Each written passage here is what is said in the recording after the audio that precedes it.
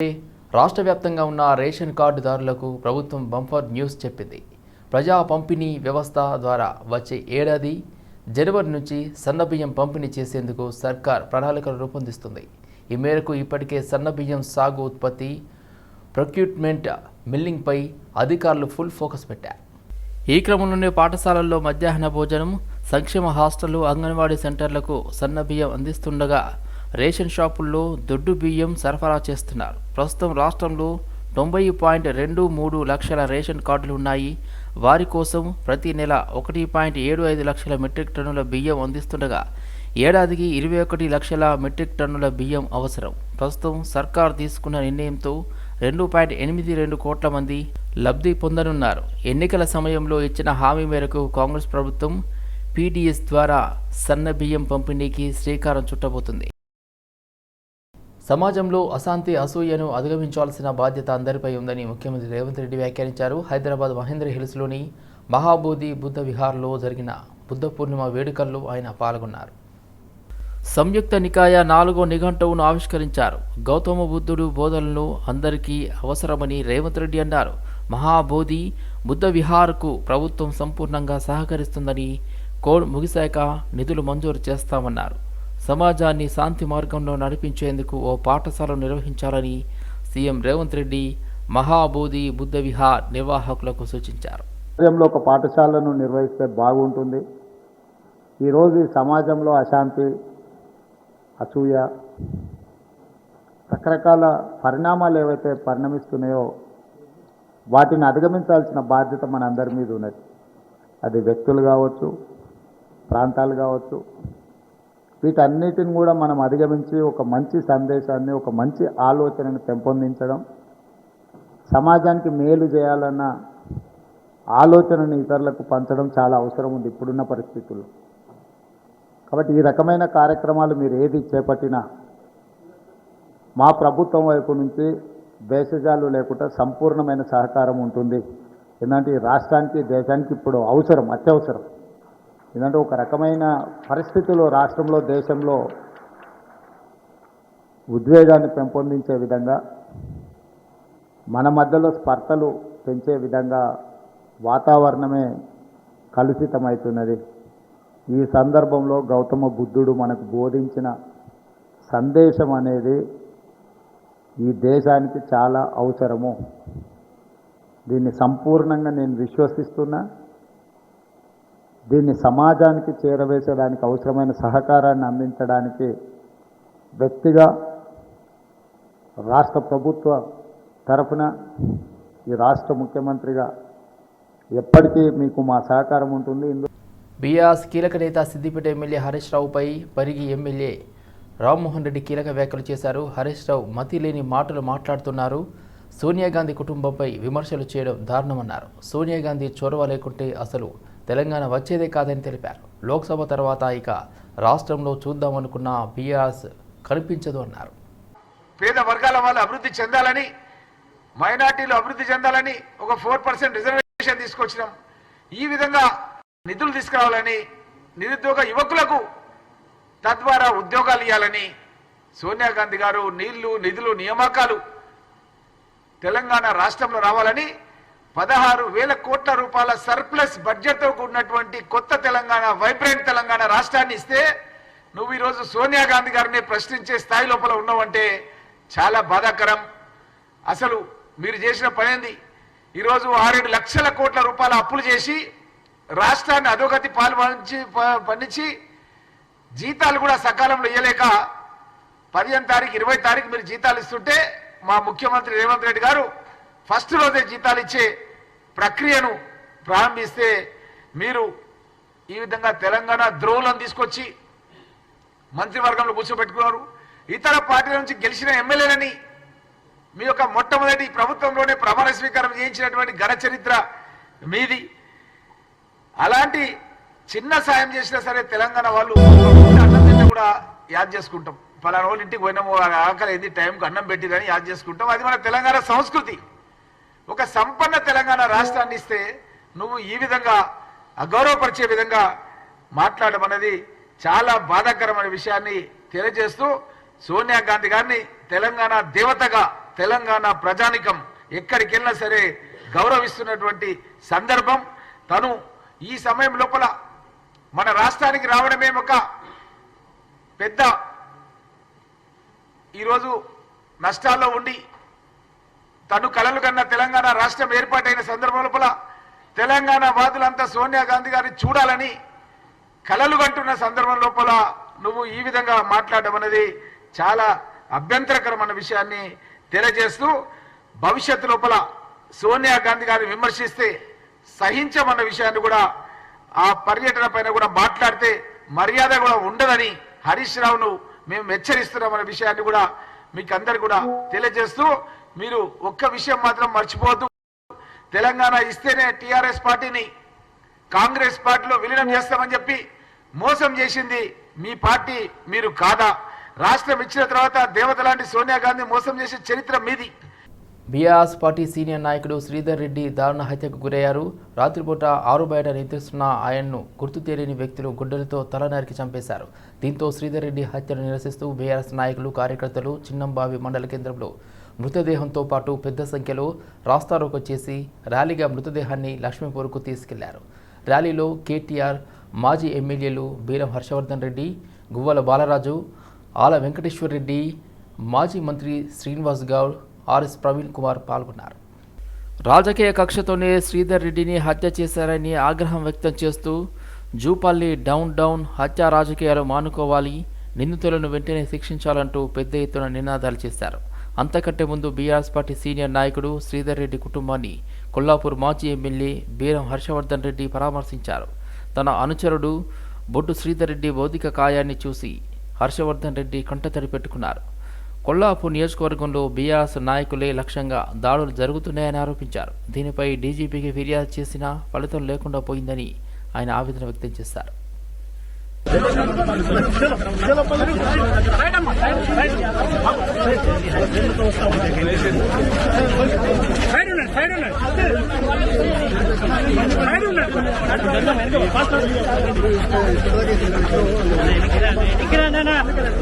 Live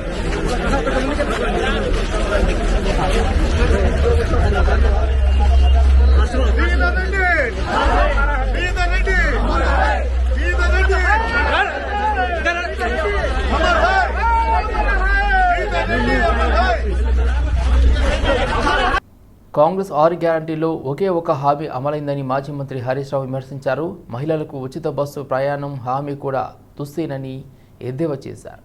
పట్టుభద్రుల MLC ఎన్నికల్లో భాగంగా ఆయన మానకొండూరులో ప్రసంగించారు. ఉపాధ్యాయ ఉద్యోగులకు 4 DAలు ఇవ్వకుండా కాంగ్రెస్ మోసం చేసిందని మండిపడ్డారు.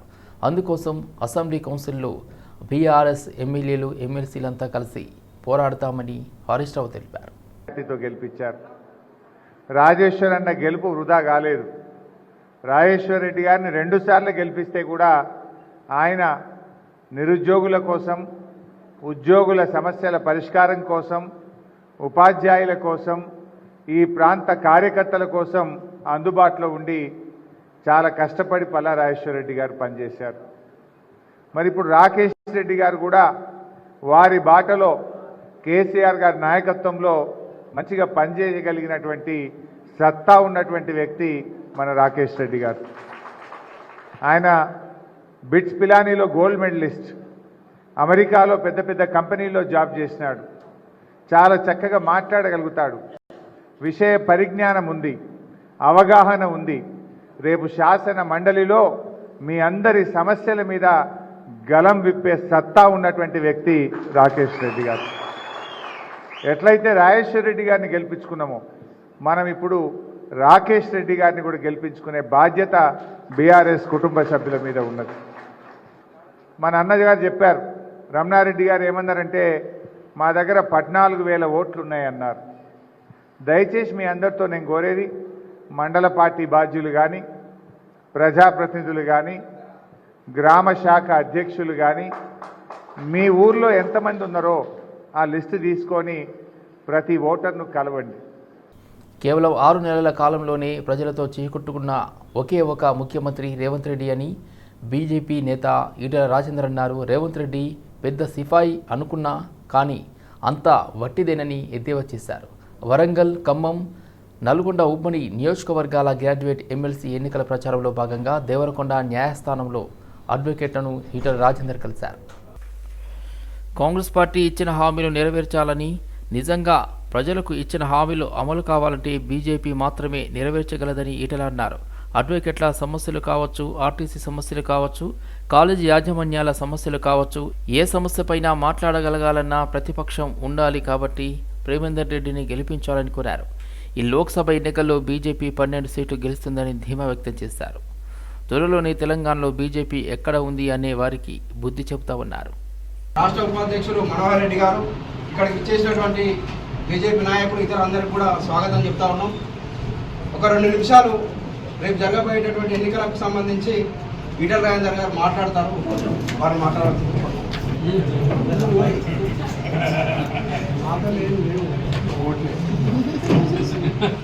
అన్ని విషయాల పట్ల సంపూర్ణమైన అవగాహన ఉన్నవాళ్ళు, మంచేళ్ళు చెడును తగ్గించగలిగే శక్తి ఉన్నవాళ్ళు, రేపటి సమాజానికి గ్రాడ్యుయేట్స్ దిక్సూచిగా ఉండాల్సిన వాళ్ళు. కాబట్టి మీకు నేను చెప్పేది ఏం లేదు. మొత్తం 3 జిల్లాల సమయంలో పట్టభద్రులుగా ఈ ఎన్నికల సమయం తిరుగుతున్నప్పుడు స్పష్టంగా కనబడుతున్న అంశం ఏంటంటే కాంగ్రెస్ పార్టీ ఇక మేము ఎలక్షన్ బీఆర్ఎస్ పార్టీ ఇప్పుడు వచ్చేది కూడా లేదు. ఏమన్నా ప్రజలకు ఇచ్చిన హామీలు అమలు కావాలంటే భారతీయ జనతా పార్టీ అడ్వకేట్ల సమస్యలు కావచ్చు, ఉద్యోగుల సమస్యలు కావచ్చు, ప్రైవేట్ టీచర్ల కాలేజ్ యజమానుల సమస్యలు కావచ్చు, ఏ సమస్య మాట్లాడగలుగుతారు. వాళ్ళకు తోడుగా మాలాంటి వాళ్ళకు ఉండే ఆస్కారం ఉంటుంది.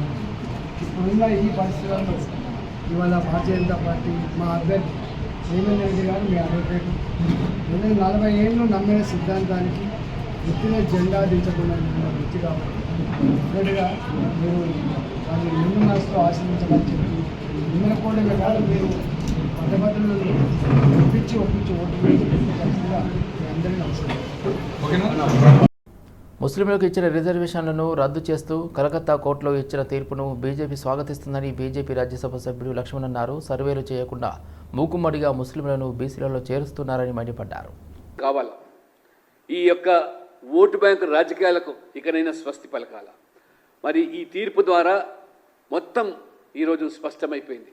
ఎటువంటి శాస్త్రీయమైనటువంటి విధానాలు అవలంబించకుండా, సర్వేలు చేపట్టకుండా మూకుమ్మడిగా పెద్ద ఎత్తున ఈ రకంగా బెంగాల్లో జరిగినటువంటి ఉదంతమే ఇవాళ ఆంధ్రప్రదేశ్లోనూ తెలంగాణలో కూడా మతపరమైన రిజర్వేషన్లోను బీసీఈ కోటా పేరు మీద జరుగుతుందో తప్పకుండా కోర్టు ఆ తీర్పు ఈ 2 రాష్ట్రాలకు కూడా వర్తిస్తుందని. అదే రకంగా కర్ణాటకలో కూడా ఇంతకుముందు చెప్పినట్టుగా కేటగిరీ 2B కింద ముస్లింలను ఏదైతే చేర్చిందో కాంగ్రెస్ ప్రభుత్వము, మరి ఆ ప్రభుత్వాన్ని కూడా ఈ తీర్పు వర్తించే రీతిలో ఉందనే విషయాన్ని ఇవాళ కాంగ్రెస్ పార్టీ కూడా గమనించాలి. ఈ రకంగా మరి బీసీల యొక్క మరి హక్కులను కాలరేసే విధంగా, బీసీలను అణిచివేసే విధంగా నేను పలుసార్లు చెప్పాను.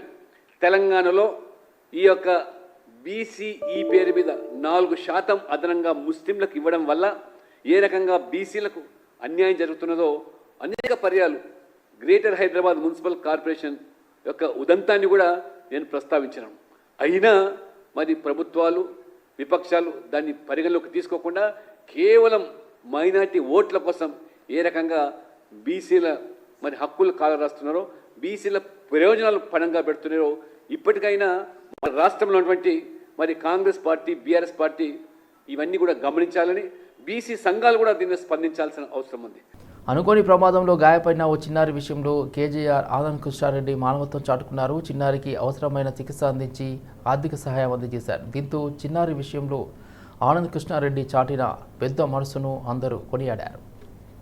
బీహార్ రాష్ట్రానికి చెందిన ఆనంద్ శర్మ బొల్లారంలో ఒక పరిశ్రమలో పనిచేస్తూ నివాసం ఉంటున్నారు. అతని భార్య కూడా ఒక పరిశ్రమలో పనిచేస్తుంది. అయితే రోజులాగే ఇంట్లో వంట చేసి ఇద్దరు డ్యూటీకి వెళ్లారు. శర్మకు ఒక కూతురు ఉంది. ఆమెను ఇంట్లో వదిలి వెళ్లారు. వయసు 9 పాపకు ఆకలి వేసి అన్నం తిందామని వంట పాత్రను జరిపినప్పుడు ప్రమాదవశాత్తు అందులో ఉన్న వేడిగా ఉన్న పప్పు మీద పడింది. దీంతో తీవ్ర గాయాలయ్యాయి. పేదరికంతో ఇబ్బందుల్లో ఉన్న ఆనంద్ శర్మ 2 రోజులుగా హాస్పిటల్ తీసుకెళ్లడానికి డబ్బులు లేక ఇబ్బంది పడుతున్నారు. ఇది గమనించిన స్థానికులు BJP Bollaram town president Anand కృష్ణారెడ్డికి విషయం తెలిపారు. వెంటనే స్పందించిన ఆనంద్ కృష్ణారెడ్డి అంబులెన్స్ ఏర్పాటు చేసి గాంధీ హాస్పిటల్కు పంపించారు. అంతేకాకుండా 5,000 రూపాయల ఆర్థిక సహాయం కూడా చేశారు. ఈ సందర్భంగా ఆనంద్ కృష్ణారెడ్డి మాట్లాడుతూ ఎక్కడో దూర ప్రాంతంలో నుండి బతుకు తెరువు కోసం వచ్చిన వారికి ఏ ఆపద వచ్చినా కుల మతాలకు అతీతంగా సహాయం చేస్తారని ఆనంద్ కృష్ణారెడ్డి తెలిపారు. ప్రముఖ స్మార్ట్ ఫోన్ బ్రాండ్ IQ00 నుంచి సరికొత్త మొబైల్ను అందుబాటులోకి తీసుకొచ్చినట్టుగా CEO నిపుణ్ తెలిపారు. తమ బ్రాండ్ స్మార్ట్ ఫోన్ విక్రయాల్లో దేశంలోనే హైదరాబాద్ అగ్రస్థానంలో ఉందని CEO నిపుణ్ అన్నారు. యువత అభిరుచులకు అనుగుణంగా జెట్ సిరీస్లో సరికొత్త స్మార్ట్ ఫోన్లు అందుబాటులో ఉంచామన్నారు. నియో ఫ్లాగ్షిప్ సిరీస్లతో మరింత వృద్ధిని సాధిస్తామని ఆయన ఆశాభావం వ్యక్తం చేశారు. అత్యుత్తమ ఫీచర్లతో తీసుకువచ్చిన ఈ స్మార్ట్ ఫోన్లు 12,000 నుండి 14,500 వరకు అందుబాటులో ఉన్నాయని తెలిపారు. ప్రతి వారికి అందుబాటులో ఉండే ధరలో ఈ ఫోన్ను అందుబాటులోకి తీర్చామని తెలిపారు. Today we have launched the iQOO Z9X. The iQOO Z9X starts at a price of only 11,999 and it is available on Amazon.in and iQOO India eStore. This is a very exciting phone because it has 4 features which are absolutely new in this industry, in this price segment of 12,000 rupees. It has the latest Snapdragon 6 Gen 1 processor, which is the most powerful processor in this segment. This phone is also IP64 rated, so completely dust proof and also water splash proof. Third, this phone has 6,000 mAh battery with only 7.99 mm thickness. So it is also the slimmest phone in India with this big battery size which can give you 2 days of usage. And lastly, this phone also has the brightest display in the segment, 1000 nits of peak brightness. And if you go in the sun or anywhere, you don't have any problem in seeing on your display. All these exciting features at a price of only rupees 11,999 from iQOO Z9X. ధాన్యం కొనుగోలు చేయాలని demand చేస్తూ జగిత్యాల జిల్లా రాయకల్ మండలం రామాజీపేటలో రైతులు రోడ్డెక్కారు. రోజుల తరబడి ధాన్యం కొనుగోలు చేయకపోవడంతో వర్షంతో తడిసి నష్టం వాటిల్లుతోందని, అధికారులు పట్టించుకోవడం లేదని అన్నదాతలు ఆవేదన వ్యక్తం చేశారు.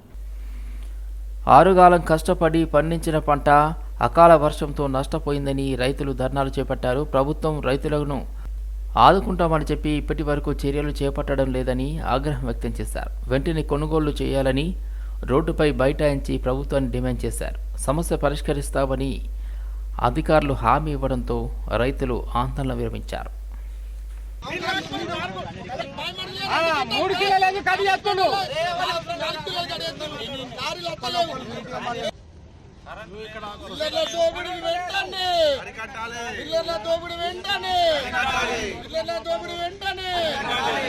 రైతు లేనిదే రైతు లేనిదే రైతు లేనిదే జై జవాన్ జై కిసాన్ జై జవాన్ జై కిసాన్ జై జవాన్. అవునయ్యా మమ్మల్ని అడుగుతున్నారు.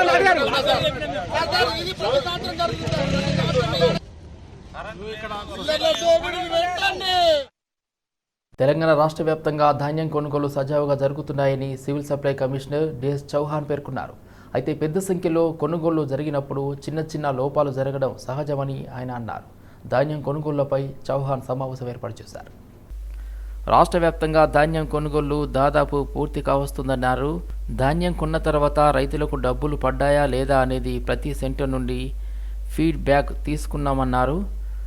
7,172 సెంటర్లలో 39.51 లక్షల మెట్రిక్ టన్నుల ధాన్యం కొనుగోలు చేశామన్నారు. తెలంగాణ బియ్యానికి మంచి బ్రాండ్ ఏర్పడిందని, ఈ నేపథ్యంలో మరింత జాగ్రత్తలు తీసుకుంటామని వెల్లడించారు. కొనుగోలు కేంద్రాల వద్ద నిర్లక్ష్యం వహించిన అధికారులపై చర్యలు తీసుకుంటామని తెలిపారు.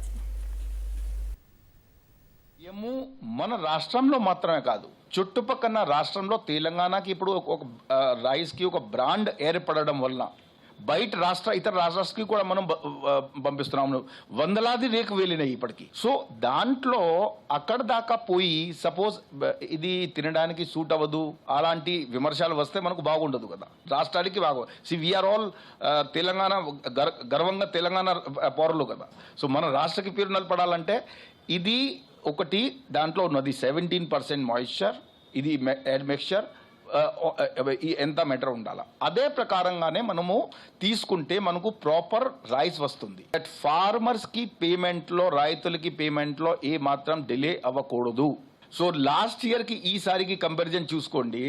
దట్ 23-24 ఈసారి కరెంట్ ఇప్పటి వరకు paddy, then out of total paddy 83% already payment చేసాం. స్వయంగా స్పష్ట ఏది ఉన్న ఫ్యాక్ట్ అండ్ ఫిగర్తో మాట్లాడితే అర్థమవుతుంది. గాలిలో మాట్లాడితే మనం ఏం చెప్పలేము. కాంగ్రెస్ పార్టీ చెప్పే మాటలను నిరుద్యోగులు నమ్మొద్దని ఎమ్మెల్సీ ఎన్నికల్లో స్వతంత్ర అభ్యర్థిగా పోటీ చేస్తున్న బక్కా జెర్సన్కి ఓటు వేసి గెలిపించాలని నిరుద్యోగ చైతన్య బస్సు యాత్రికులు జనార్దన్ తెలిపారు. అదేవిధంగా సోమాజిగూడ ప్రెస్ క్లబ్లో ఏర్పాటు చేసిన మీడియా సమావేశంలో జనార్దన్ పాల్గొన్నారు.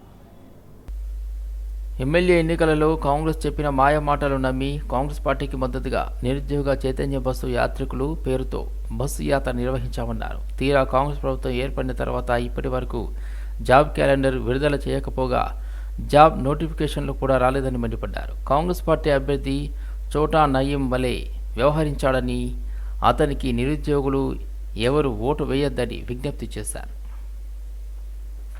దీనివల్ల ఎవరికి లాభం అంటే ఈరోజు కాంగ్రెస్లో ఉన్నటువంటి వాళ్ళకు లాభం.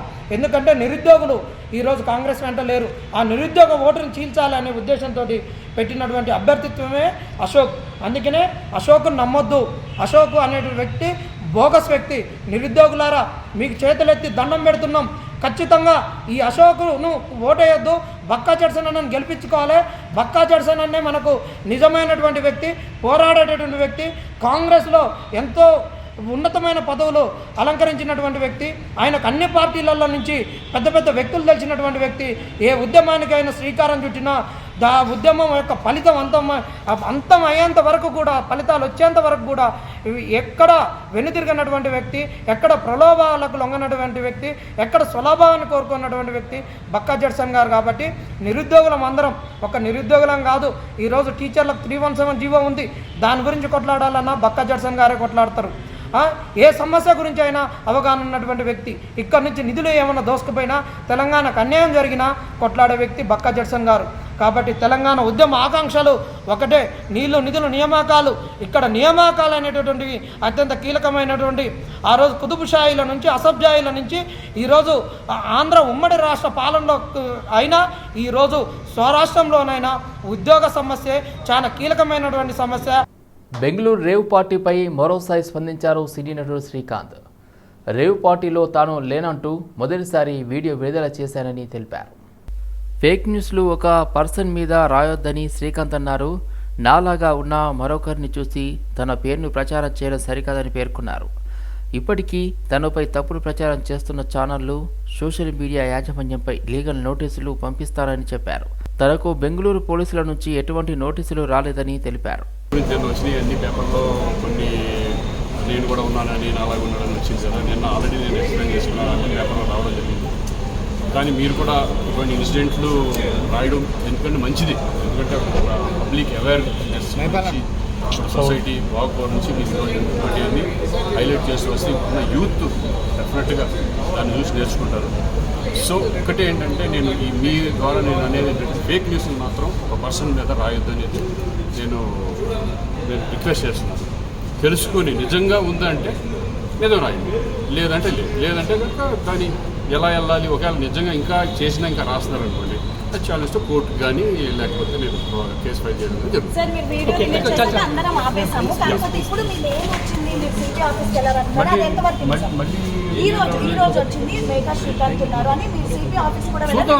ఒకవేళ నిజంగా ఎవరన్నా రాస్తే నేను డైరెక్ట్